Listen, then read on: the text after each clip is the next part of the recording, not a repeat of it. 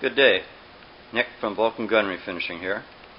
Well, we're back with something pretty interesting. I've been a little bit lax in getting some videos out to you guys, but we've just been so incredibly busy that it's just hard to find the time to get a video up. And besides that, we do a lot of the same type of weapons now that we're getting to be known. We've always got half a dozen 1911s in here and probably about as many Garands at any given point. But then when these two showed up, I thought, well, we definitely got to do a video on at least one of them. These showed up about 2 weeks apart from each other. Of course, we all know what these are probably, right? An M1941 Johnson, 30-06. Melvin Johnson designed these and basically was hoping he might get a contract with the military in case they couldn't build enough Garands, or they might like this one a little better, or whatever the case may be. But basically the Army rejected them. They tested them, didn't like them, and from what I understand, the Marines, being desperate for weapons all the time, they did buy some. We've had a chance to work a little bit on these, and I can understand why the Army wasn't too crazy about them. There's a lot of strange idiosyncrasies about these guns that might prove to be a bit dangerous, or just would have some unreliable characteristics. So I can see why the military, the Army at least, didn't like them. So, but I thought with two of them in here, like I say, we're only going to video one, but I wanted to show you at least two of them. I want to get the markings a little bit closer. Now this one here, the 3002, we're not going to do a video on that one. That one's here for parkerizing, and we have to manufacture a barrel. You can't get barrels for these things, so we're in an extremely technical area of the world right here. Now, there's hundreds of machine shops around me. Well, I can get virtually anything built. So we're going to have barrels built. In fact, we've already had the barrels removed off both of these, and we've had them measured and gauged, and we've had reverse engineering blueprints done for them. So the barrels are being made as we speak. So now this one here, though, 5321, that's the one that we're going to be doing the full video on, because it's going to get wood. Now, we already boiled that front piece of wood, but the rear piece is pretty rough, but we'll get into that in a minute. I just wanted to highlight that one, and this other one is here for parkerizing and a barrel, but he doesn't want to do his own wood, or he's going to do his own wood. So this one's 3002. The markings are virtually identical, other than the serial numbers, and they both have the Cranston arms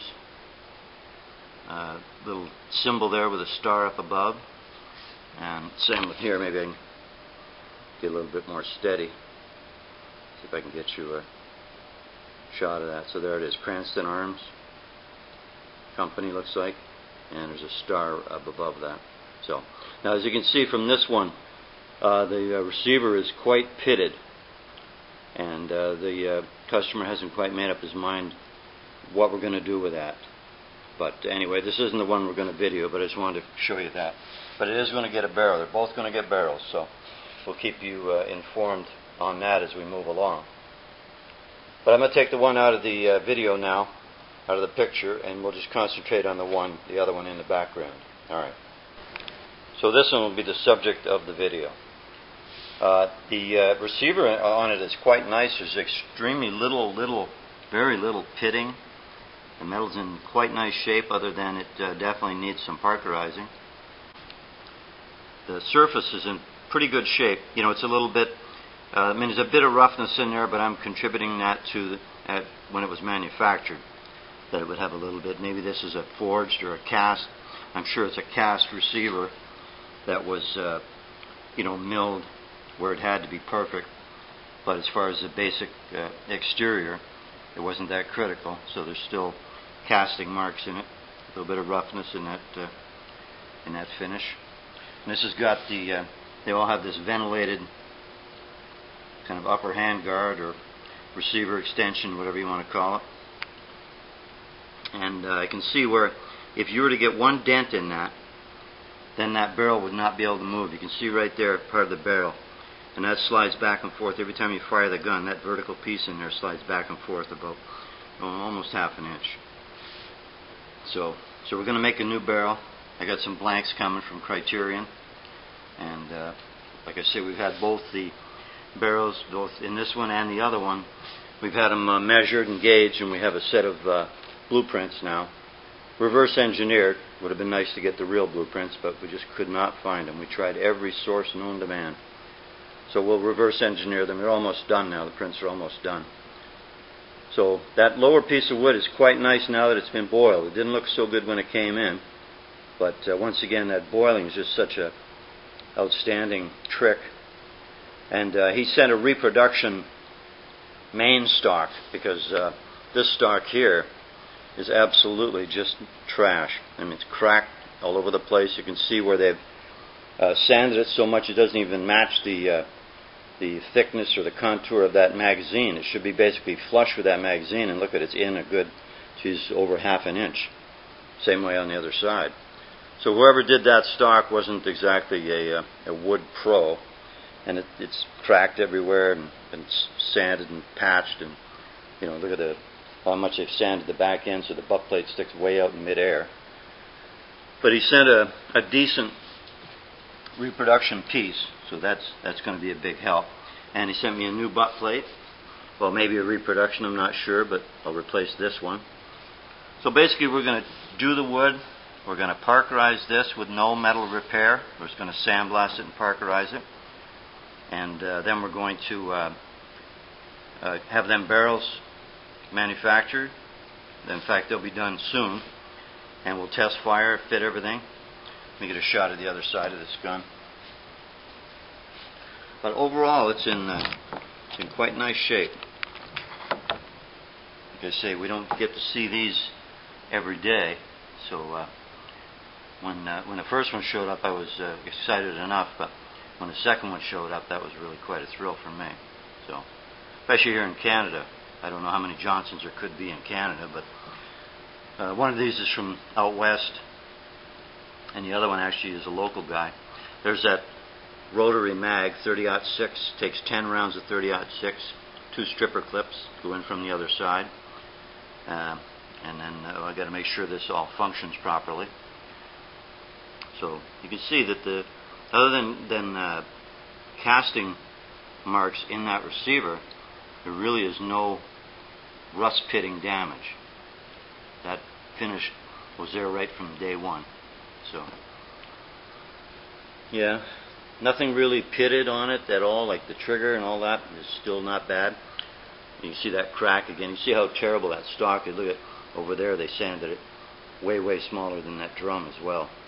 So we're just going to scrap that wood. Thank goodness. When I first opened the package and saw that, and I hadn't seen the new piece yet, I was pretty shocked. We're good with wood, but we're not that good. So basically that's it. Just a quick shot of the bottom here, but no big surprises. Now there's that latch. If you undo that latch there's a little button on the side in there. If you undo that latch and open the bolt, the barrel just pulls right off. So I can see where, for paratroopers, this rifle would have been fairly interesting, because they wouldn't have had to haul such a big piece. They could break it down into 2 units. So there's that drum. And you can already see there's a dent right there. Now I don't know how minor of a dent could affect the functioning of this drum, but I've heard a lot of stories about dents stopping that drum from operating, so we haven't even tried that drum yet. There's more of that great wood, so glad we're getting rid of that. And you can see even the trigger guard, it's not bad, not pitted or anything. Good blast in a park and that'll be fine. Got the right sling swivel on it. Somebody's done something to it there. Maybe they had another sling swivel at some time. Who knows? We don't care. That wood's scrap. So basically that's it. So we're going to get this thing torn down, and we'll get into a little bit more detail. And you can follow along as we get this one done. And I'm excited, eager to get those barrels made. I know how tough it is to find barrels for these things. So anyway, I'll keep you posted on that. Alright, we've been working away on this M1941 Johnson that needed the barrels, and it needed to be parkerized, it needed wood, all kinds of things. But we've got everything parkerized now. Now this particular customer didn't really, well, the gun's in pretty good shape rust pit wise, but he wasn't worried about a few minor little spots. Now there's 2 of those barrels that we had made. They've come out just beautiful. Their headspace perfect. They function flawlessly in the gun. We've already test fired this gun before we tore it down, actually. And just everything turned out beautiful. So we've made 4 barrels now altogether because we've got another Johnson here, and it needed a barrel. So we made a barrel for that, as well as 3 barrels for this customer. So this customer must have other Johnsons at home. But hopefully, the head spacing, we head spaced it to this particular gun. We did check these barrels, all 3 of these barrels, in the other Johnson as well, just for the heck of it. And we got almost identical readings. So the bolt only just closes on a go gauge, but doesn't even come close to closing on a no-go. So it should be lots of life to be able to shoot 1,000,000 rounds through these things. So they're made of 4140, so that's pretty close to what the original one was made of. And there's the 3rd one right there installed in the gun.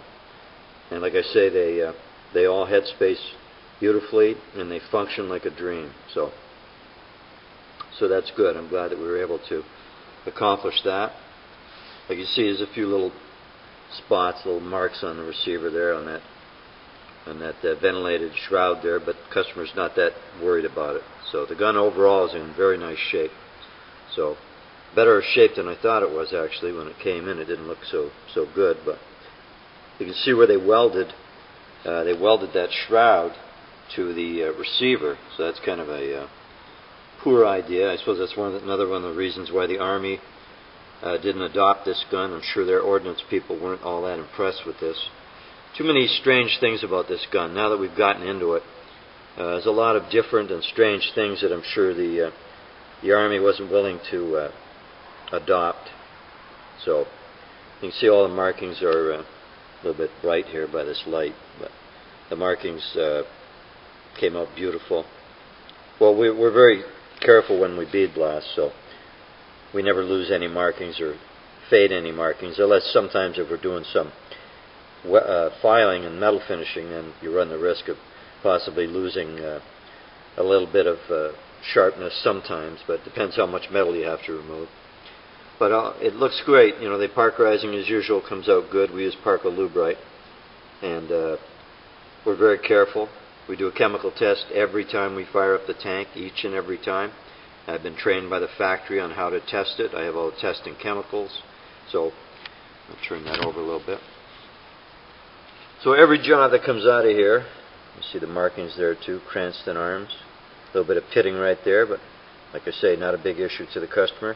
Just wants a good functioning, reliable gun. So he's going to get that, that's for sure. So there's our nice parkerizing. Like I say, there's a few little, well, these receivers look cast. The other Johnson's even worse, but it's not pitting. It just must be a cast receiver, and it's just a little bit of roughness in the casting. So, but anyway, all the parkerizing came out great. So everything looks good. All came out nice. No issues, no problems. So that's nice. So now we just got to, and here's all the parts actually.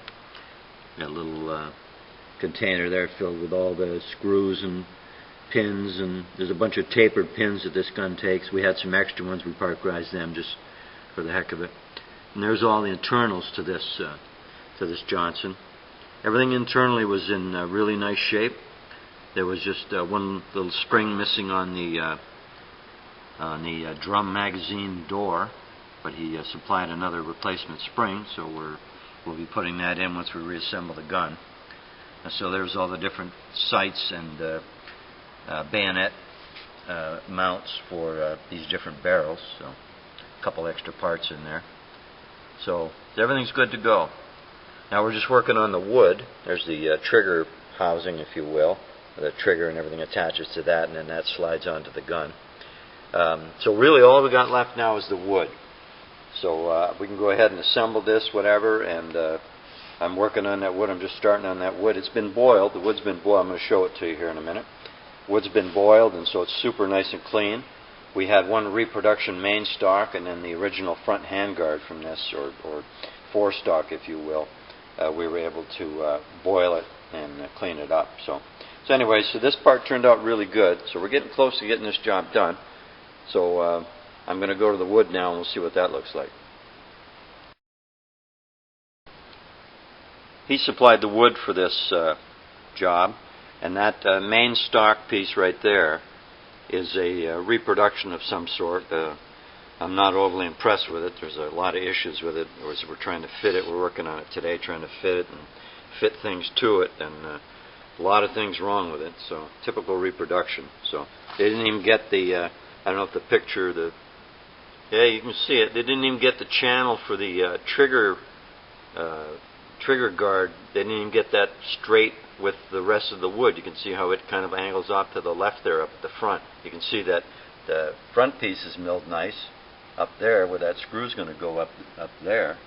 But this part, you can see it's been milled totally crooked, and it just, yeah, not impressed. But it's better than what was on it, so we'll work with it. I can clean it up and make it work. So the inletting seems to be decent, although they took away too much meat behind the recoil plate, so that plate doesn't have a nice bit of wood to rest against. So I'm going to have to build that up a little bit, so make it a little bit stronger. So we boiled this, even though it was new. We boiled it just to open up that grain. You know how I am about that nice open grain. I mean, look at that.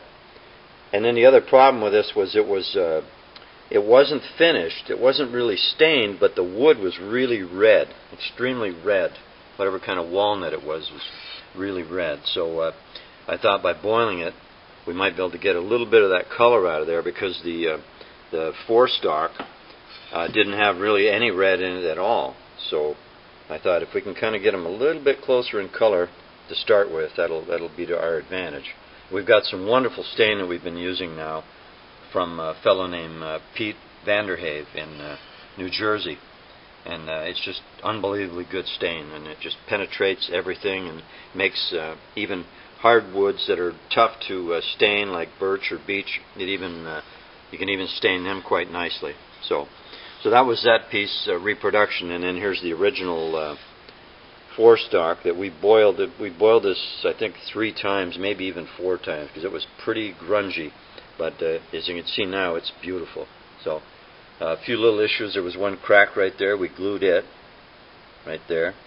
That's no big deal. And I think that was it. It got a little bit of wood missing back there. We'll have to use a little bit of filler, wood glue, and sawdust or something. And there's a few gouges that didn't boil out, but once again, that boiling is just absolutely the most wonderful thing I've ever found for reconditioning old wood. I mean, just look at once again how nice and clean and open that grain is. I mean, that's going to look just awesome when we stain it. And inside is just, I mean, it's like new. There's no other way you're going to get wood as clean as you do by boiling. I mean, I've tried every method out there.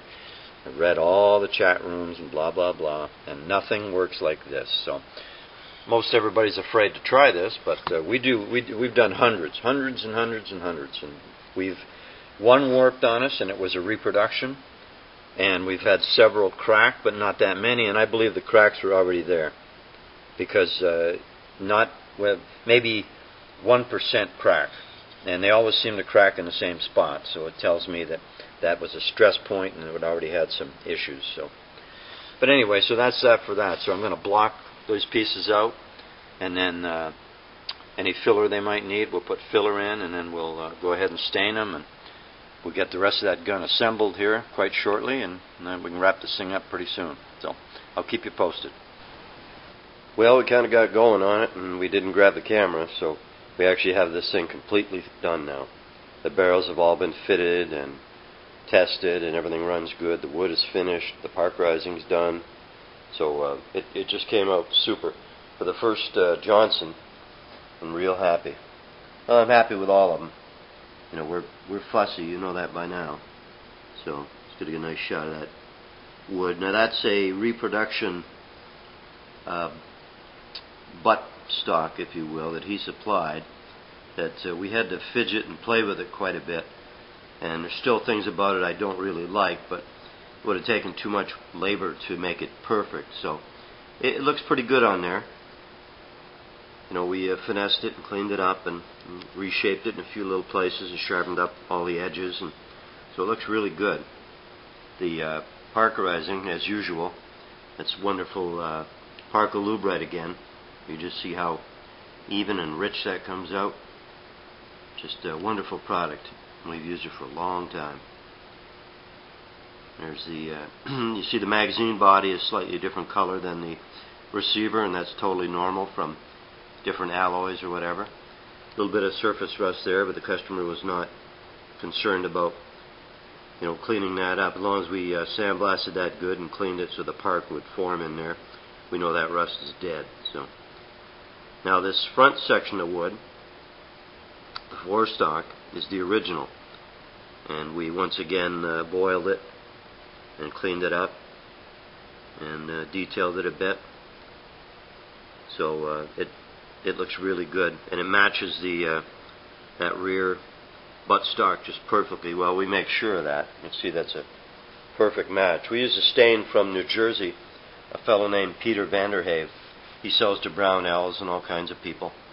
So I started using his stain, and it's just remarkable. Excellent, excellent product. So those markings, you can see, well, I'll have to probably rotate it a little bit, but none of the markings were compromised ever. We're very careful with our sandblasting. And there's that new barrel. We mounted the pieces on it he supplied. He supplied some original and some reproduction fittings there, the front sight and the bayonet mount. So, and there's the two barrels that we had made. Once again, he supplied all the fittings, and we just had the barrels themselves made. I got blanks from Criterion, and then we had to reverse engineer them. We couldn't get blueprints, and the only guy around that had blueprints wasn't willing to share them. So we had to. Luckily, a second Johnson came in, so we had two barrels, two original barrels that we could send to a machine shop, and we had them gauged and measured, and we had a set of prints made up. And then we went ahead and built, you know, a prototype barrel and tried it. Everything was good, so we made the rest of them. I'm going to turn this thing over. You can have a better look at it here.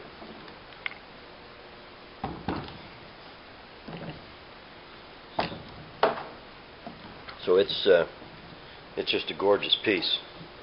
Was always interested in Johnsons, but never had an opportunity to actually work on one. And then for two of them to show up, you know, within, well, it wasn't very long, I don't remember exactly, but it wasn't more than a couple weeks or so that the second one showed up after this one showed up. So that's pretty coincidental. So once again, there's that wood, that nice, well, it wasn't so nice when we started, but you know, once we're done with it, boiling it and cleaning it up and getting a little bit closer again, it just comes out so nice. That grain is so open. It's got the right amount of sheen on there. So, and the parkerizing, of course, once again, nice. So I'm happy. You know, I'm sure the customer is going to be quite pleased with this. This is the 9th job I've done for this customer, so if he hasn't caught on by now, I guess he's just not gonna. So, he's let me screw up 9 guns of his now, so one day he might wise up. So it come out nice, really nice. That's a reproduction butt plate on there. So, yeah, I'm real happy. I'm going to turn this up a little bit, and we'll have a look at those markings. Let me turn this thing around. Markings, I just wanted to show you that because we're so careful with our markings that, so you can see everything there is just crystal clear. Very careful. So anyway, so that's it. That's our first Johnson. The other Johnson actually happens to be done as well, but I wasn't going to bother filming the two of them. But this turned out really good. And now if anybody needs barrels now for Johnsons, there's 4 we made. We made 3 for this gun, well, for this customer. 1 for, you know, the one that's in there right now. That's 1, and then 2, and then 3. and then we build a fourth one for the other Johnson. So, and it runs and performs like new too. So we're pretty confident that we've got them barrels real close now. So, but anyway, I'm going to sign off for now. I just wanted you to see this is kind of an important one, so I thought I'd film it. But stay tuned, and we'll have a few more for you in the not too distant future. Thanks.